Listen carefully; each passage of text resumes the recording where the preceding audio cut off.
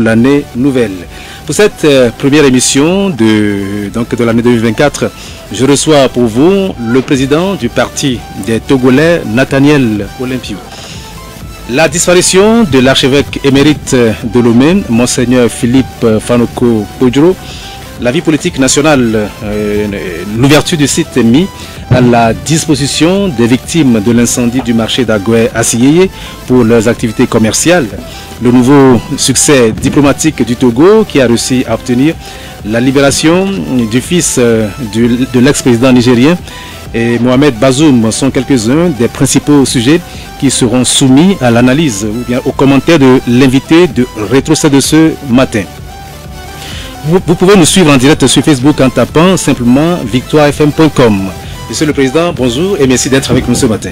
Bonjour et merci de me recevoir et merci aussi de faire de moi le premier invité de l'année à votre émission. Voilà.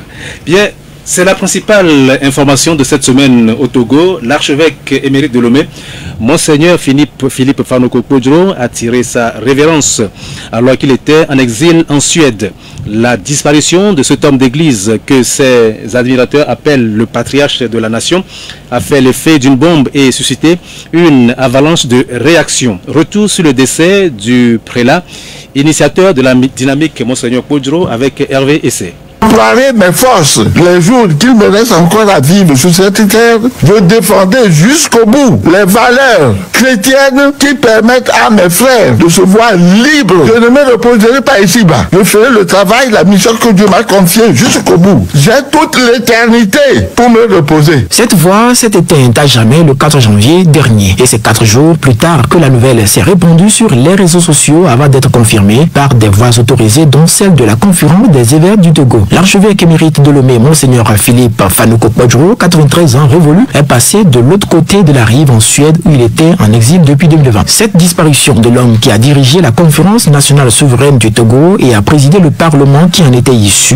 a suscité une onde de choc dans le pays et a appelé de nombreuses réactions. L'ancien premier ministre Mensah Guillaume Kodjo, candidat de la DMK à la présidentielle de 2020, la DMK initiée et portée à bout de bras par le regretté prélat exprime son immense tristesse et sa vive douleur face à la perte, je cite, de ce grand arbre de la forêt africaine qui vient de tomber. Il affirme par ailleurs s'incliner avec une profonde reconnaissance devant la mémoire du disparu pour le travail abattu au service de la nation tout entière. De leur côté, les anciens compagnons d'Agboué Kodjo au sein de la DMK et qui aujourd'hui constituent la dynamique pour la majorité du peuple DMP ont organisé une conférence de presse jeudi afin de rendre hommage à celui qu'ils appellent affectueusement le patriarche de la nation. Un homme de Dieu, mais aussi un homme d'État, un homme attaché au bien-être de son peuple, de ses compatriotes, qui s'est battu pour eux, attaché à ses convictions et qui a donné sa vie pour son peuple, qui a tenu jusqu'au bout dans le combat et qui est mort sur le champ de bataille. Nous sommes en colère. Nous sommes en colère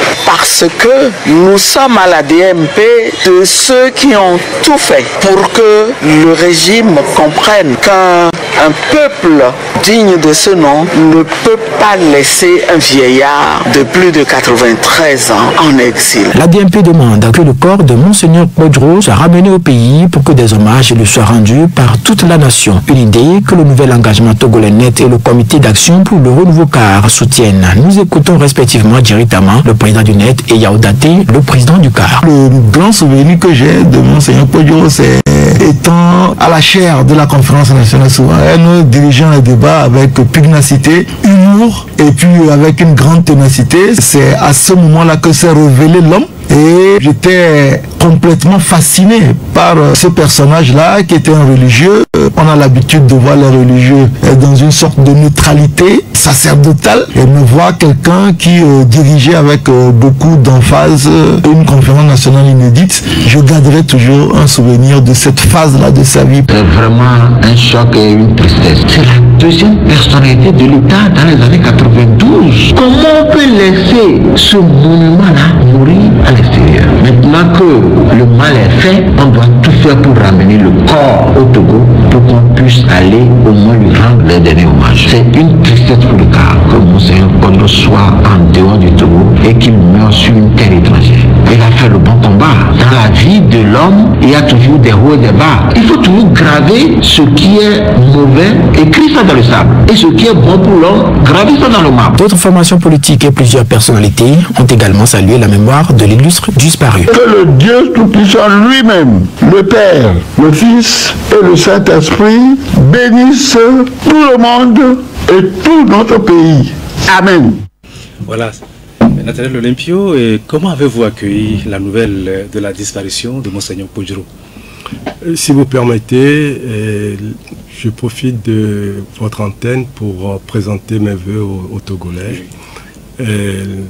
D'abord, que nous ayons une santé solide qui est indispensable pour nos activités. Et ensuite, que les Togolais puissent œuvrer comme il faut pour retrouver leur dignité, de retrouver une vie qui soit conforme à leurs attentes et qu'ils retrouvent aussi simplement plus de liberté. Et vous avez entamé votre émission par la disparition de Monseigneur Podro. Permettez encore une fois que je retourne un peu en arrière et que je souligne qu'aujourd'hui nous sommes le 13 janvier. Et le 13 janvier, c'est aussi la disparition d'une illustre personnalité. Je parle du 13 janvier 1963 avec l'assassinat du président Sylvanus Olympio. Et nous ne pouvons pas commencer cette émission avec la disparition de Monseigneur Podro sans rappeler cet assassinat-là. Et c'est aussi pour moi l'occasion de rendre hommage à toutes nos mères et tous nos pères de Saint-Cassé jusqu'à Anéro, de l'Est à l'Ouest, tous nos parents qui ont donné leur vie, qui ont donné leur sang et leurs larmes pour que nous ayons une indépendance, pour que nous ayons aujourd'hui l'hymne national, le drapeau national et une devise. À tous ces gens, je rends hommage et aussi, je profite aussi pour rendre hommage à toutes ces femmes qui s'étaient levées en 1933, et ce que l'on a appelé la révolte des femmes. Tout cela s'inscrit dans la démarche de lutte pour l'indépendance. Donc je profite du 13 janvier 2024 pour rendre hommage à toutes ces personnalités et toutes ces personnes. Monseigneur Podro aussi s'inscrit dans cette lignée de gens qui se sont battus avec conviction. Et je l'ai dit dans un de mes écrits que j'ai rencontré Monseigneur Podro. Nous avons parlé des choses qui concernent le Togo. Il avait ça à cœur. Et je pense que je peux dire sans me tromper que Monseigneur Podro avait le bonheur des Togolais chevillé au corps, parce qu'il voulait absolument que l'on sorte de cette situation qu'il a lui-même eu en mai depuis 1992, pendant la conférence nationale et quand il a été le président du Haut Conseil de la République. Donc Monseigneur Podro, c'est quelqu'un qui s'est engagé avec motivation, avec détermination et avec une forte conviction que de son vivant, d'ailleurs, il aurait l'occasion de voir l'alternance se produire, que le Togo renoue avec la démocratie. Malheureusement, Dieu en a décidé autrement et il nous a quittés tel qu'on nous l'a annoncé récemment. Je lui rends un hommage avec beaucoup de respect et avec beaucoup de tristesse, parce que Monseigneur Podro a sacrifié sa retraite pour nous Togolais. Il a sacrifié sa quiétude pour nous Togolais. Il aurait pu passer une retraite paisible. Et il a estimé qu'il a l'éternité pour se reposer, et donc il se battrait jusqu'au dernier souffle. Et c'est ce qu'il a fait. Je pense que c'est ça une parole d'homme, c'est ça une conviction, c'est ça la cohérence dans une démarche, et je m'incline devant autant de probité morale. Alors, beaucoup de Togolais ne retiennent de Monseigneur Podro que l'image de l'homme qui s'est engagé ces dernières années dans la lutte aux côtés des politiques pour l'alternance politique au Togo. Alors, qui était Monseigneur Podro? Où et comment a-t-il été formé? Quel a été son parcours en tant que serviteur de Dieu? Et les réponses à toutes ces questions et à bien d'autres dans cet élément que nous allons suivre et que nous présente Hervé Essay. Monseigneur Philippe Fanoko Kpodjo est né à Tomegbe dans la préfecture de Wawa. Baptisé par le révérend père Jean-Marie Bettel le 29 avril 1930, il recevra sa première communion le 18 juillet 1939 et sera confirmé le 19 mai 1940 par Monseigneur Jean-Marie Sessou. Entamé en 1939 à l'école primaire de la mission catholique de Tomegbe, sa scolarisation se poursuivra à l'école Sainte-Thérèse des Petits Clercs de Ouida au Dahomey, actuel Bénin, où il décrocha le CEPE, son premier diplôme. Monseigneur Philippe Fanoko Kpodjo sera ensuite inscrit au petit séminaire Sainte-Jeanne d'Arc de Ouida, où il obtiendra son BEP, puis le baccalauréat première partie en 1952, année où il prendra sa soutane à Tomegbe, plus précisément le 24 août 1952. Quelques mois plus tard, le 1er octobre 1952, Monseigneur Kpodjo partira par bateau pour Rome en Italie, où il a suivi des études de philosophie à l'université Urbanile de Popangada Faïda, études sanctionnées par une maîtrise en philosophie à laquelle il ajoutera une maîtrise en théologie en 1960. Enfin, pour boucler sa formation, l'archevêque émérite de Lomé a suivi de 1960 à 1961 les études de lettres modernes à Fribourg en Suisse.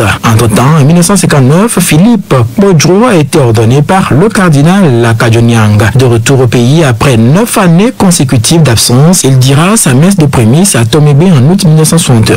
Le 19 décembre 1975, il est fait évêque titulaire Bacanaria, administrateur apostolique d'Atakpamé. Le 10 avril 1960, il devient l'évêque résidentiel d'Atakpamé, ordination épiscopale à Lomé le 2 mai 1976 par le cardinal Zungrana, archevêque de Ouagadougou en Haute-Volta, aujourd'hui Burkina Faso. Le 28 mars 1981, intronisation de son excellence Monseigneur Kpodjo à 20h30 par le délégué apostolique Chizepe Feriaoli en l'église Sainte-Famille d'Atakpamé. Élu archevêque métropolitain de Lomé le 17 décembre 1992, il sera intronisé le 2 février 1993. Monseigneur Kpodjo assumera cette charge jusqu'au 8 juillet 2007, date à laquelle le pape Benoît XVI accepte sa démission. Il faut ajouter que Monseigneur Kpodjo a été professeur de philosophie, de lettres classiques, latin, grec au petit séminaire Saint-Pierre-Claver de Lomé, recteur fondateur du petit séminaire Saint-Paul d'Atakpamé et directeur du collège Saint-Albert de Grand Atakpamé. Toujours dans le domaine de la formation et de l'étude, Monseigneur Kpodjo a été vice-grand chancelier statutaire de l'Université catholique de l'Afrique de l'Ouest, unité universitaire du Togo UKO-UUT. Monseigneur Kpodjo soutiendra le candidat du MPDD à la présidentielle de 2020 qui a engendré la création de la dynamique qui va porter son nom, dynamique Monseigneur Kpodjo DMK. Il est à rappeler qu'au plan politique au Togo, Monseigneur Kpodjo a dirigé la conférence nationale souveraine du 8 juillet au 28 août 1991 avant de devenir le président du Haut Conseil de la République, le Parlement de la Transition à 1992.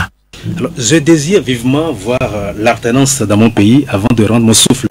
Monsieur Olympio, ces mots sont de Monseigneur Kpodjo, à qui certains reprochent son engagement politique. Tout récemment, encore, il déclarait qu'il ne rentrera au Togo tant que Faure Gnassingbé sera au pouvoir. Alors, quelle est votre opinion sur son engagement politique en tant que prélat? Ne s'était-il pas trop mouillé en politique? D'abord, il faut rappeler que ce sont les Togolais qui l'ont fait entrer en politique. Il était prélat et il n'avait jamais fait de politique véritablement. En tout cas, on ne lui connaissait pas une activité politique. On est allé le chercher pour qu'il dirige la conférence nationale. Donc, on a fait appel à lui en politique. Et après ça, il a été complètement absent de l'espace politique jusqu'à sa retraite. Ce n'est que, je dirais, débarrassé de sa charge qu'il a recommencé à s'engager en politique en ayant constaté qu'en fait, entre le moment où il présidait la conférence nationale et le moment où il prenait sa retraite, en fait, les choses n'avaient pas véritablement changé. Il s'est donc engagé de nouveau, j'ai failli dire corps et âme, pour que les choses puissent avancer dans notre pays. Malheureusement, il n'a pas eu le bonheur de vivre ce changement qui va s'opérer, parce que ça finira par s'opérer d'une façon ou d'une autre. Mais tous les Togolais garderont en tête ce qu'il a fait pour le pays, ce qu'il a fait pour les Togolais, et même ceux qui l'ont combattu avec acharnement aussi, même ses adversaires politiques, je pense que personne n'oubliera ce que Monseigneur Kpodjo a fait pour les Togolais. Alors, Monsieur Olympio, la nouvelle de la disparition de Monseigneur Kpodjo a fait l'effet d'une bombe. Voici les réactions de certains Togolais à cette disparition. je l'ai appris. C'est un monseigneur très gentil. En fait, c'est lui qui m'a baptisé. Ici, au Saint-Martin de Lugada, j'ai eu ma première communion avec lui et j'ai aimé et j'ai travaillé avec lui. Je l'ai servi pendant plus de 5 ans ici et même à l'archevêché. C'est grâce à lui que j'ai connu le Christ. Donc je remercie effectivement le Dieu Tout-Puissant. Même malgré tout ce qu'il a fait hier, quand j'ai appris son décès, il y avait une pluie. Et cette pluie, c'est une pluie de bénédiction que j'ai pris pour que le Togo soit délivré de tout. Monseigneur Podro, c'est une icône de la vie politique togolaise et la vie religieuse togolaise. Moi, je l'ai connu à la conférence nationale 92. Elle a beaucoup marqué ces événements-là. Donc sa mort a été vraiment un coup, un choc vraiment que nous avons reçu. Nous voulons quand même qu'il soit ramené au pays et qu'il soit enterré dignement comme un bon patriote. C'est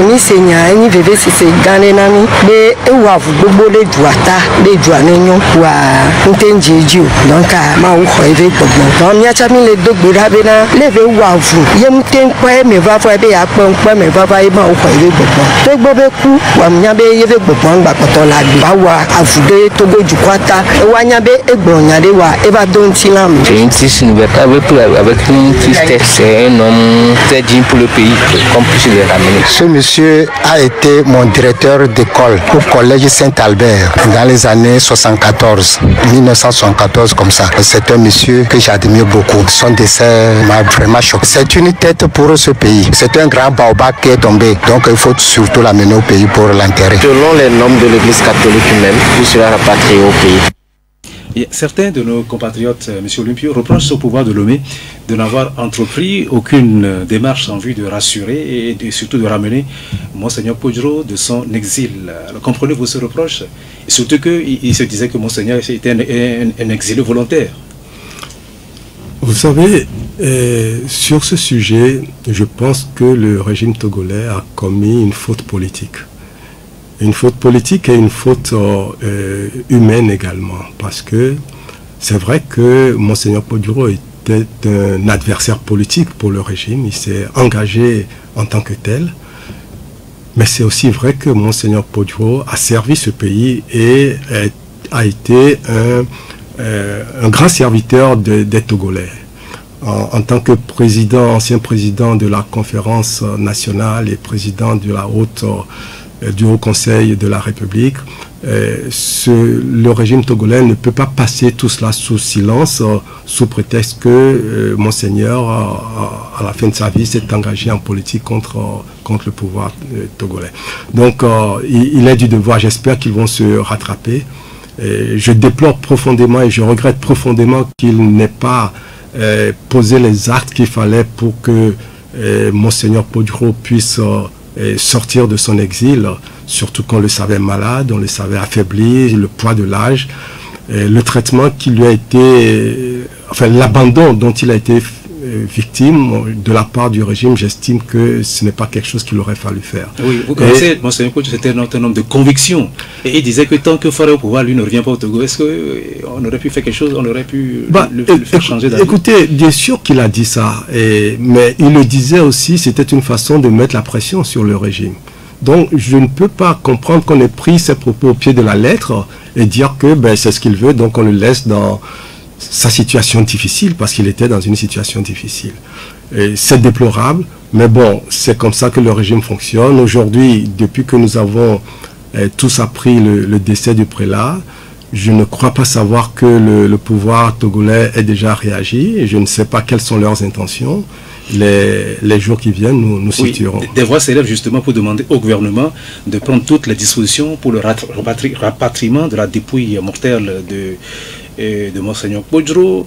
J'imagine que vous soutenez cette demande, n'est-ce pas? C'est un devoir pour le peuple togolais de rendre un hommage mérité à Monseigneur Podro. Donc ça commence par le respect que l'on doit accorder à sa dépouille, par la considération qu'on doit accorder à sa dépouille et les honneurs qu'on doit aussi faire à sa dépouille. Donc j'espère fortement que le gouvernement togolais prendra sa part de responsabilité pour que on puisse rendre hommage à Monseigneur Poduro selon le rang qui est le sien. Voilà. C'est ici que je voulais aborder, vous dire un mot rapidement de l'ancien président du Togo qui a été assassiné le 13 janvier. Et je reviens là-dessus maintenant. Et dites-moi, M. Olympio, est-ce que vous avez l'impression que sa mémoire est toujours encore très vivante et continue d'influencer les Togolais aujourd'hui? Je pense que la mémoire du président Sylvanus Olympio ne disparaîtra jamais du Togo, parce que tant qu'un Togolais chantera la terre de nos aïeux, l'hymne national, eh bien, c'est en mémoire aussi du président Sylvanus Olympio et de tous ceux qui se sont battus pour l'indépendance. Donc, non, on ne peut pas effacer cette mémoire-là.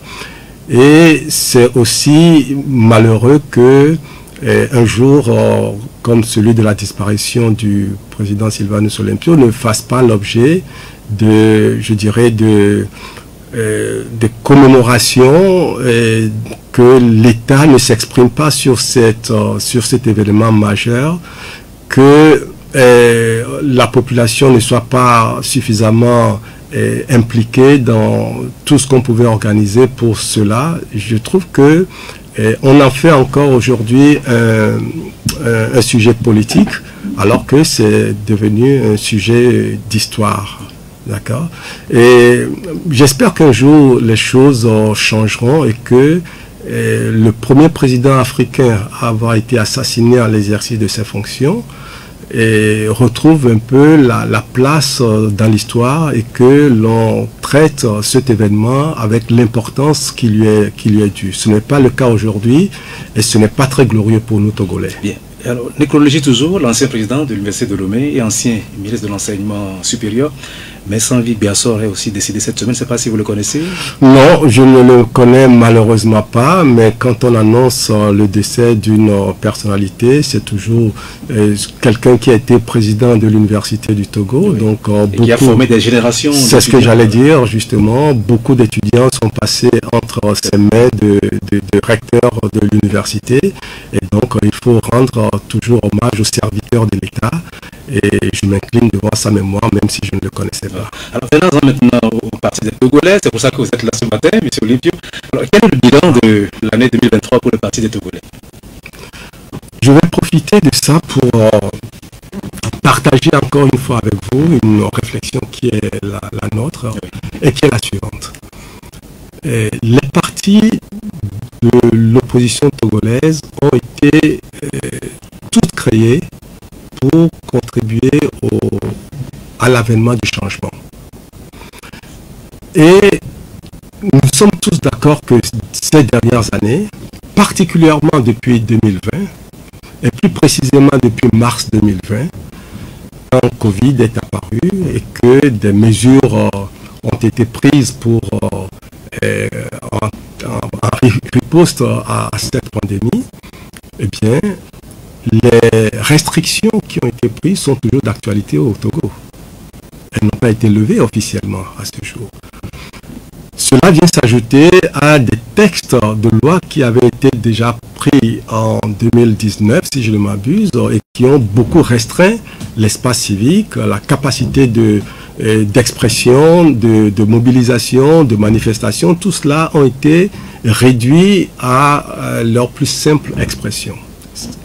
Ça veut dire qu'aujourd'hui, il est extrêmement difficile pour les partis politiques de travailler librement, d'organiser des réunions, d'organiser des manifestations, des contestations publiques. C'est extrêmement difficile. Ça, c'est une première chose. Mais les manifestations, il y a des partis qui ont commencé à en faire. Tout récemment, il y a eu la DMP qui était à Sotobois, Blita, etc. à l'intérieur du pays. Attendons voir ce qui va se passer à Lomé. D'accord? Et ça, c'est une première chose. Deuxième chose, mais puisque vous soulignez ça, je voudrais aussi vous rappeler que des conférences de presse ont été annulées, interdites. Des séminaires ont été interdits et dispersés avec l'intervention des forces de l'ordre. D'accord. L'autre chose que je veux ajouter, c'est que dans l'exercice de nos fonctions au sein des partis politiques, nous avons malheureusement pris l'habitude de nous opposer les uns aux autres à l'intérieur de l'opposition. Et les partis politiques sont devenus, de mon point de vue, une source de division au sein de tous ceux qui souhaitent le changement. Ayant fait cette observation, nous nous sommes dit que, eh bien, l'action que nous devons mener pour aller vers le changement que nous espérons devrait se faire en laissant de côté les contraintes de nos partis politiques. Et je vais m'appuyer sur des expériences qui ont été vécues ailleurs, dans la sous-région et même plus loin. Si nous prenons le cas du Sénégal. Au Sénégal, en 2000, lorsque le président Wade se battait et que la situation était très difficile avec le président Diouf, les Sénégalais ont eu l'intelligence de mettre en place un grand mouvement qu'ils ont appelé SOPI, qui veut dire changement en Wolof. Et dans ce mouvement, on retrouvait tout le monde. Ce n'était pas une organisation de partis politiques, ce n'était pas une organisation de la société civile, ce n'était pas une organisation qui combinait partis politiques et société civile, c'était simplement des citoyens qui participaient à un mouvement. Et on retrouvait dans ce mouvement tous les partis politiques, en fait tous les acteurs des partis politiques, tous les acteurs de la société civile, bref, on retrouvait tous les Sénégalais, parce qu'ils avaient un problème d'ordre national, ils se sont retrouvés dans un mouvement national pour combattre. Et le résultat, c'est qu'ils ont réussi à faire passer leur candidat, Maître Wade, à la présidence. Est-ce que ce n'est pas la même chose qui a été tentée au Togo avec la C14? Ça, c'est une première chose. Excusez-moi, laissez-moi terminer. Ensuite, on peut échanger là-dessus. En 2012, ils ont fait exactement la même chose lorsque il s'était agi de combattre la tentative de troisième mandat du président Abdoulaye Wade. Encore une fois, les Sénégalais ont eu l'intelligence de laisser de côté leurs partis politiques. Ils ne les ont pas dissous, hein. Ils ont simplement laissé de côté les partis politiques. Ils ont encore créé un grand mouvement qu'ils ont appelé Y en a marre. Et dans ce mouvement, on retrouvait encore une fois, exactement dans le même schéma que le mouvement SOPI, on retrouvait tous les Sénégalais de tous bords, de tous les partis politiques de l'opposition, de toutes les organisations de la société civile. Et dans ce mouvement d'ensemble, ils ont combattu le président Wade, et c'est ce qui a permis au président Macky Sall d'arriver à la tête des élections. Donc, pour moi, c'est un exemple parlant de pouvoir sortir des contraintes de nos partis politiques et de nos organisations de la société civile pour se retrouver en tant que citoyens. C'est ce que j'appelle la lutte citoyenne. C'est pour ça que depuis quelques années, nous ne mettons plus, nous, militants du Parti des Togolais, nous ne mettons plus notre parti politique en avant dans ce que nous faisons. Nous mettons simplement en avant les citoyens que nous sommes dans le combat que nous sommes en train de mener. Et c'est à ça que j'appelle toute la classe politique, parce que la volonté de promouvoir chacun son parti dans son coin, ça a toujours été une source de division pour nous. Et le fait que nous allions aux élections, chacun avec sa bannière politique, eh bien, nous devenons naturellement des adversaires politiques sur le terrain des élections et nous nous combattons. Malheureusement, nous sortons de ces élections complètement déchirées entre nous, parce qu'on s'est entre-déchirés. Et pour reprendre le travail en commun, ça devient très, très laborieux. La dernière date, et je termine sur ça, la dernière expérience en date de 2020, jusqu'aujourd'hui nous sommes en 2024, eh bien vous avez vu qu'est-ce que ça a causé comme dégâts à l'intérieur de l'opposition. Oui, mais la question que je voudrais vous poser maintenant, c'est est-ce que c'est cette lutte citoyenne que vous appelez de tous vos voeux et qui ne prend pas encore au Togo, ou bien c'est ce que les autres disent que les élections ne sont pas transparentes? Alors qu'est-ce qui explique le fait qu'il n'y a pas d'alternance? Est-ce que c'est le premier cas, ou bien la fraude, comme disent les opposants? Mais justement, c'est parce qu'il y a fraude, c'est parce qu'il n'y a pas de transparence, c'est parce que les institutions ne sont pas équitables, c'est parce que rien ne fonctionne comme il se doit dans l'organisation de la vie politique et des élections, et qu'il n'y a pas d'état de droit. C'est pour cela que justement on ne peut pas mettre en face des instruments de démocratie. Les partis politiques sont des instruments de démocratie, alors que nous sommes en face d'un régime qui ne fonctionne pas en démocratie. Donc il est très difficile de combattre un système autoritaire, un système dictatorial. C'est très difficile de le combattre avec des instruments de démocratie. Parce qu'eux, ils ne respectent pas ces instruments-là. C'est pour ça d'ailleurs qu'ils font tout pour empêcher que les partis politiques puissent fonctionner normalement. Voyez-vous? Puisque vous faites la comparaison avec le Sénégal, que j'ai évoqué, ben, au Sénégal, les règles électorales sont relativement transparentes. Je dis relativement transparentes par rapport au Togo. C'est pour ça que eux, ils ont compris que pour combattre un adversaire unique qui est doté des prérogatives de l'État, des moyens de l'État et de toutes les forces de l'État, eh bien, pour combattre cette politique, eh bien, il fallait se mettre ensemble. Se mettre ensemble, c'est-à-dire mettre de côté tout ce qui nous distingue les uns des autres, tout ce qui nous différencie et tout ce qui nous oppose. Donc, les partis politiques. Depuis le temps que vous appelez à la mobilisation du peuple et que vous lui demandez de prendre son destin en main à travers ce que vous appelez une lutte citoyenne et non partisane, qu'est-ce qui a changé? N'avez-vous pas le sentiment de prêcher dans le désert? Ça fait quand même un bout de temps que vous dites ça, mais oui, personne ne vous suit. Vous êtes isolé voilà. Moi, je ne pense pas que je suis isolé, pas du tout. Parce que moi, je peux vous rappeler que tous les leaders politiques ont déjà appelé à la lutte citoyenne. Est-ce que je me trompe? Non, je ne me trompe pas. Tous les leaders politiques ont appelé à la lutte citoyenne. La différence, c'est que moi, je donne un corps à ce que j'appelle lutte citoyenne. J'explique ce que c'est. C'est vrai que aujourd'hui, les partis ne sont pas dans cette dynamique. Mais je ne m'adresse pas aux partis. Moi, je m'adresse aux citoyens. D'accord? Et je suis persuadé que nous n'avons pas d'autre voie pour aller de l'avant que de nous asseoir un jour et de nous dire, d'accord, qu'est-ce qui nous divise dans l'opposition, à l'intérieur de ceux qui se battent pour la démocratie, qu'est-ce qui nous divise et qu'est-ce qui nous empêche de réussir? Eh bien, le jour où nous nous asserrons pour réfléchir et pour concevoir la manière de lutter ensemble, à ce moment-là, nous serons en mesure de faire face au régime et d'atteindre les objectifs que nous voulons. Mais croyez-moi, il y a beaucoup plus de gens qui sont en train de se demander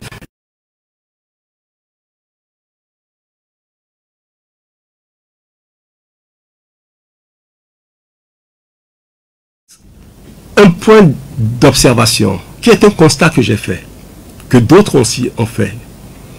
Ça fait plus de 30 ans que l'Assemblée nationale fonctionne au Togo, avec sous l'ère depuis 90, j'entends, et que l'opposition a toujours été présente, à quelques exceptions près, à l'Assemblée nationale. Le rôle des députés à l'Assemblée nationale, surtout le rôle des députés de l'opposition, en dehors du contrôle de l'action gouvernementale, etc., eh bien, l'une des fonctions, l'une des prérogatives principales des députés de l'opposition, c'est de faire voter des propositions de loi.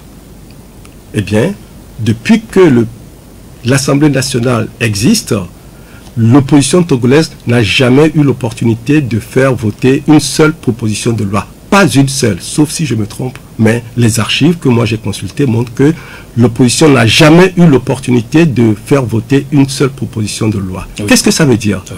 Et je termine sur ça, s'il vous plaît.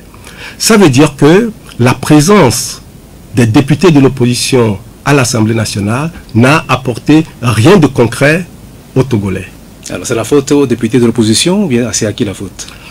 C'est le résultat du fait que nous ayons en face un système qui ne veut laisser aucune ouverture au jeu démocratique et que nous, de l'opposition, nous fonctionnions avec ce système-là. Donc, en rentrant dans cette démarche-là, nous ne pouvons avoir aucune latitude et il ne nous donne aucune latitude. Il faut changer d'approche. C'est pour ça que je n'ai jamais participé à une élection législative dans les conditions actuelles, parce que j'estime que cela n'apporte rien aux citoyens, alors que je me suis engagé en politique pour me battre pour le mieux des citoyens togolais. Bien. Monsieur Olympio, en dehors de l'actualité cette semaine aussi, c'est l'organisation de conférences de presse par des partis de l'opposition. En dehors de la conférence de presse organisée par la DMP, d'autres formations politiques, notamment l'NC et le CAR aussi en ont organisé. Et avant de vous retrouver pour la suite de cet entretien, Hervé essaie de nous faire le compte rendu de ces conférences de presse. Lors d'une conférence de presse organisée mercredi, l'Alliance nationale pour le changement ANC a une fois encore dénoncé le caractère non fiable, selon ses responsables, du fichier électoral. Par ailleurs, le parti dirigé par Jean-Pierre Fabre se dit préoccupé par la fin du mandat de l'Assemblée nationale, une situation qui, selon cette formation politique, rend illégitime et illégal le gouvernement actuel qui, ajoute-t-il, ne peut plus désormais mener aucune action ou prendre une décision majeure qui ne provienne d'un consensus de la classe politique. Jean-Pierre Fabre, président national de l'ANC. La majorité parlementaire n'existant plus, le gouvernement est en l'air. Il n'a pas de base légale. À partir de ce moment-là, il faut aujourd'hui que la classe politique se retrouve pour que les décisions soient prises sur la base d'un accord politique. Même l'organisation des élections doit être sur la base d'un accord politique. Sur le découpage, nous sommes heureux d'informer l'opinion que la Commission nationale des droits de l'homme a dit dans un document appelé rapport d'investigation, publié à la suite de la saisine d'une association de la société civile, Front Citoyen Togo-Dogo. La CNDH a répondu que les préoccupations relatives au découpage électoral sont réelles et fondées. Mais il ne s'agit pas, comme on a entendu dire, de prendre des propositions qui consistent à... On prend chaque commune comme circonscription électorale et donc on a 117 communes et pas le tour est joué. Non, parce qu'il y a des circonscriptions électorales qui valent peut-être 10 fois ou 5 fois démographiquement une autre. Donc ça ne veut rien dire. Et je dis, quand on veut régler un problème, on se donne le temps de comprendre le problème et de faire les propositions qui règlent le problème. D'autres sujets, notamment le découpage électoral, les détenus politiques, le climat sociopolitique qui règne au Togo ont également été abordés au cours de cette rencontre de l'ANC avec la presse nationale et internationale. Une rencontre qui a aussi été marquée par un appel au strict respect de la Constitution et des lois du pays lancé au gouvernement. Au cours d'une autre conférence de presse organisée ce même mercredi, le Comité d'action pour le renouveau CAR propose la mise en place de ce qu'il appelle un cadre inclusif pour approfondir les discussions en vue d'atteindre un consensus national qui pourrait, selon le parti dirigé par Yao Daté, finalement conduire à la tenue des élections générales en 2025. Vous l'avez compris, le CAR appelle le gouvernement à reporter l'organisation des élections prévues ou annoncées pour cette année 2024. Selon le président national du CAR, l'organisation des élections couplées, législatives, régionales et présidentielles présente des avantages certains pour le pays. En 2010, au Ghana, lorsque j'ai supervisé en tant qu'observateur les élections du Ghana, et j'ai constaté que c'est une élection générale. Ça, j'ai dit, mais si on a gagné des élections générales, c'est bien. On ne dit pas que toutes les élections doivent se dérouler le même jour. Non. Les élections doivent se dérouler dans une période donnée dans la même année. Et une fois que l'année-là est passée, le pays se repose pendant 4 ans. Mais lorsque dans un pays, chaque année, vous faites des élections, vous tuez l'économie du pays. C'est pour cela qu'au cas, nous disons, faisons en sorte qu'on ait des élections générales. Bien, M. Olepio, quelle est votre position sur le débat relatif à la fin du mandat de l'Assemblée, de l'actuelle législature, de l'Assemblée nationale? D'abord, je dirais que cette législature n'a jamais eu de légitimité, de mon point de vue. Elle n'a jamais eu de légitimité. Maintenant, le régime lui-même s'est engouffré dans une nasse, en ce sens que ils ont décidé un beau matin qu'ils n'allaient pas respecter la contrainte constitutionnelle qui est d'organiser les élections législatives 30 jours avant la fin du mandat des députés en cours. Ils ont décidé de ne pas respecter cette échéance constitutionnelle. Bon, ce ne sera pas la première fois qu'ils ne respectent pas une disposition de la Constitution. C'est leur habitude. Mais ce qui est vraiment dommageable, c'est que la Constitution elle-même, elle fixe les conditions dans lesquelles une élection peut être reportée. Sauf que, d'une part, nous n'avons constaté aucune condition de force majeure.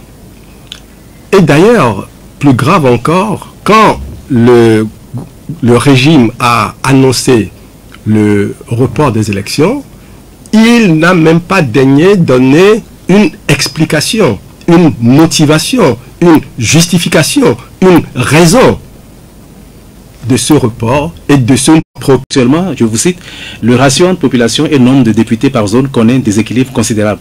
Alors, quels sont selon vous les critères à prendre pour avoir un découpage électoral équitable? En fait, je vais être un peu plus général, parce que nous sommes en train de parler de choses, découpage électoral, et le quotient, et toutes ces notions-là, ce sont des notions de démocratie. Ce sont des notions qui sont propres à un fonctionnement démocratique. Et dans les pays démocratiques, ce problème ne se pose pas. Parce que c'est une évidence que chaque député soit élu avec le même nombre de voix. Le principe de la démocratie, c'est une personne, une voix. D'accord? Donc, tant que nous ne sommes pas en face de gens qui respectent ces principes, mais on va faire 1000 fois la discussion, mais on va tourner en rond. Parce que ce n'est pas sur ça que nous butons. Ce sur quoi nous butons, c'est le refus de l'état de droit. Ce sur quoi nous butons, c'est le refus du régime de s'ouvrir à la démocratie. Donc, je vais aller un peu plus loin. Imaginons qu'aujourd'hui, il nous donne l'accord que chaque député, dans le découpage électoral, chaque député puisse être élu avec le même nombre de voix. Très bien, ce serait un acquis. C'est un peu comme aujourd'hui, nous avons 2 tours de l'élection présidentielle. On s'est battu bec et ongle pour l'avoir, on a 2 tours aujourd'hui. C'est très bien. Mais à quoi ça nous sert? Ça ne nous sert strictement à rien. Parce que nous ne sommes pas dans un régime démocratique et les gens ne respectent pas le principe démocratique. Ils préfèrent tout faire pour dire qu'ils ont gagné au premier tour. D'accord? Donc, tant que nous sommes dans un système qui refuse de respecter les règles démocratiques, quels que soient les acquis que nous aurons sur un point à gauche, un point à droite, d'abord, le régime est capable de revenir sur ces acquis-là du jour au lendemain comme il veut. Il l'a déjà fait à plusieurs reprises. Donc, pour moi, se battre sur des choses spécifiques, je vois que ça atteint des limites. Moi-même, je l'ai déjà fait dans le passé, puisque je me suis battu pour le fichier électoral, par exemple, qui est toujours dans un état désastreux aujourd'hui, qui est aussi un sujet extrêmement important. Mais je me suis dit que finalement, il faut qu'on prenne du recul par rapport à tous ces sujets spécifiques et que l'on se batte. Est-ce que c'est pas en réglant voilà, progressivement ces problèmes-là que finalement on va vers l'état de droit? Mais ça, c'est le fonctionnement dans une démocratie. On lutte pour des sujets précis, on les gagne, et quand on les gagne, eh bien c'est presque un acquis. Mais en dictature comme au Togo, ce que vous gagnez aujourd'hui, le régime se lève le lendemain et puis il vous met ça à la poubelle, il dit moi ça ne m'intéresse plus, je change. C'est ce qu'ils ont fait par exemple avec la loi sur les manifestations. On avait de manière consensuelle mis en place une loi à peu près acceptable, que d'ailleurs ça s'appelait loi Bojona, que tout le monde acceptait plus ou moins. Ben, quand ça ne leur plaisait plus, ils se sont levés un jour et puis ils ont mis tout ça à la poubelle, ils ont mis une nouvelle loi qui leur est favorable. C'est ça ce qui justifie que la politique des petits pas ne mène à rien. Il faut traiter le sujet dans son ensemble, se battre pour avoir un état de droit. Et si nous avons un état de droit, en ce moment-là, tous les petits problèmes spécifiques, ou tous les problèmes spécifiques, même les gros problèmes spécifiques, pourront être réglés dans le cadre de l'état de droit. Oui, alors il y a d'autres problèmes, je ne sais pas si vous allez accepter de répondre à cette question. Là aussi, on parle de l'augmentation du nombre de députés qui pourrait passer de 91 à 117. Et qu'est-ce que vous en pensez? Alors, qui a décidé cela? Et on nous dit que c'est au niveau des discussions au sein du CPC. Oui, vous avez entendu les gens du CPC, ils vous ont dit ça. Ceux qui ont participé au CPC, ils ont dit que c'est ça qu'ils ont décidé. Ce n'est pas ce que moi j'ai entendu. Les gens que j'ai entendus et qui participent au CPC, ils ne sont pas d'accord. Si ceux qui sont supposés avoir concocté cette décision-là sortent de leur conclave et disent que il y en a un qui lève la main en disant « moi j'ai pas dit ça », un autre qui lève la main pour dire « moi j'ai pas dit ça », finalement qui a décidé? Ben, c'est le pouvoir qui a décidé. D'accord? Il semble que c'est un parti de l'opposition qui aurait fait cette proposition-là. Ben, vous savez, on peut habiller les choses d'une certaine façon, comme on veut, mais les propositions sont faites, mais qui décide à la fin de la journée?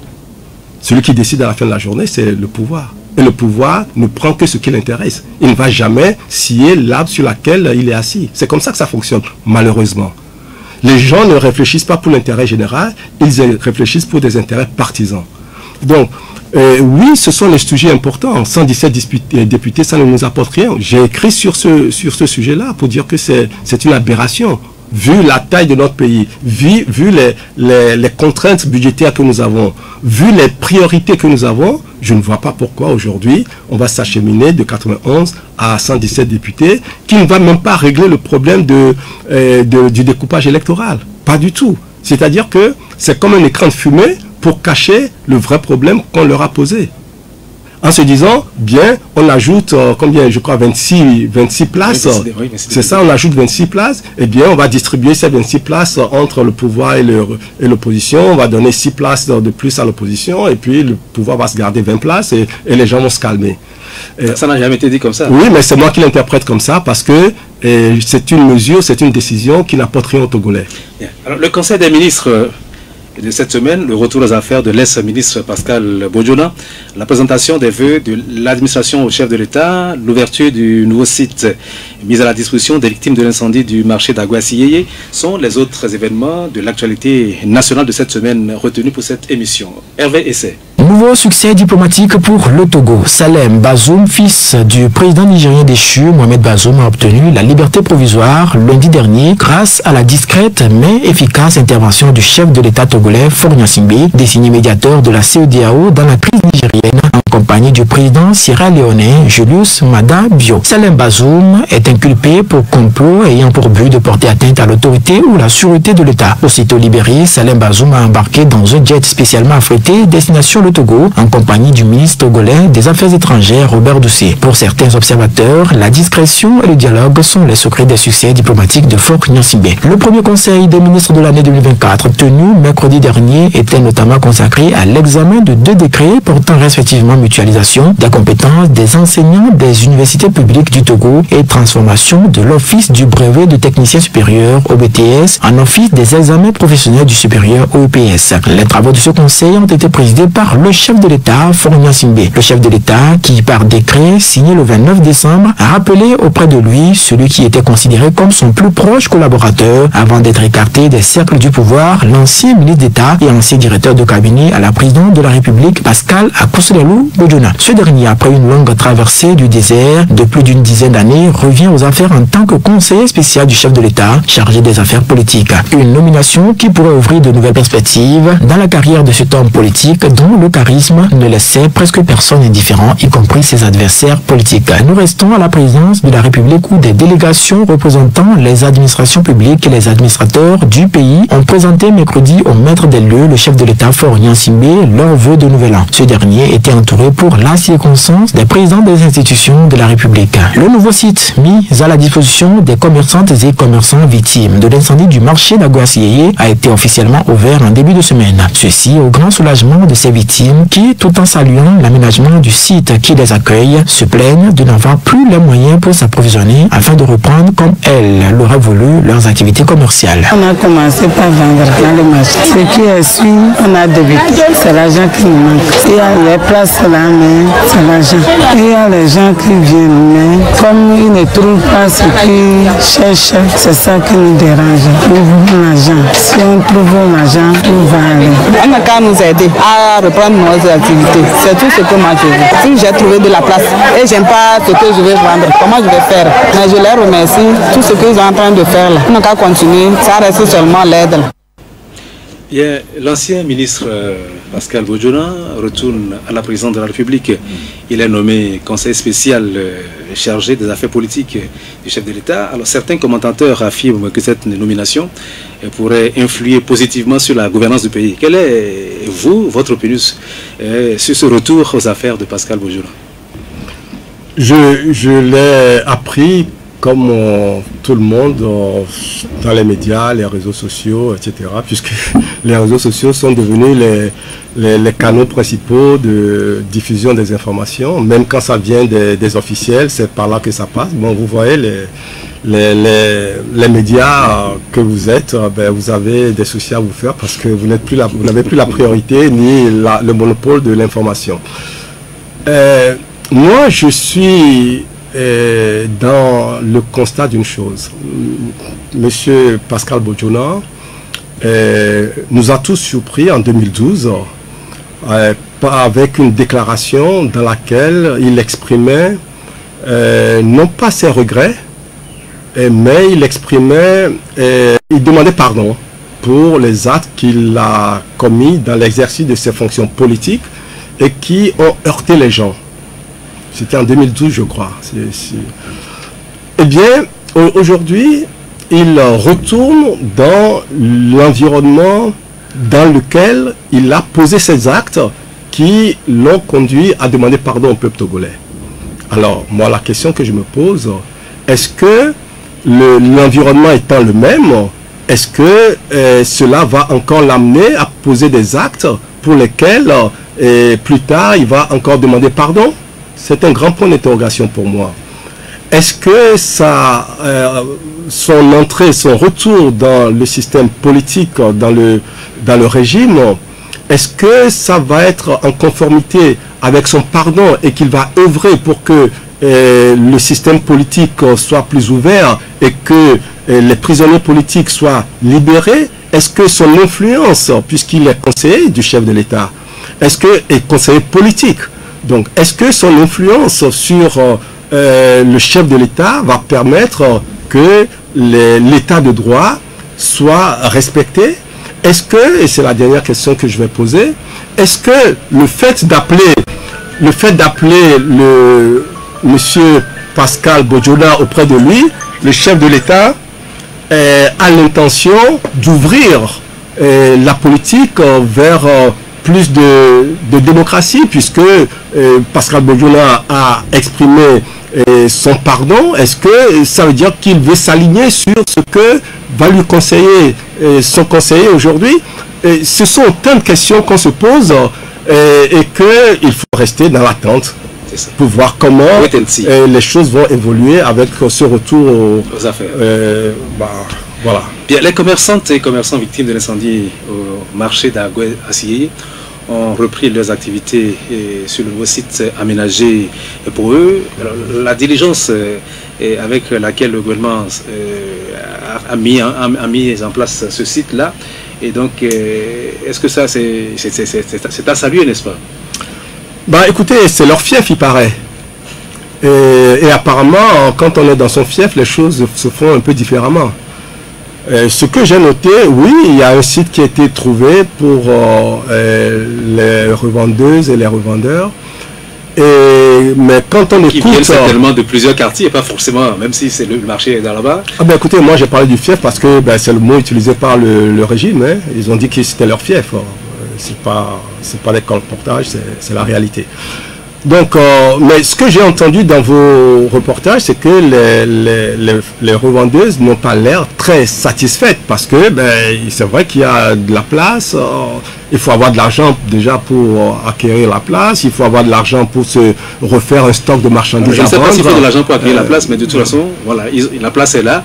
Bon, c'est ce qu'on entendait dans les propos de votre reportage. Donc les gens, les revendeuses semblent ne pas avoir les moyens pour mener leurs activités normalement. Donc le problème, il est entier.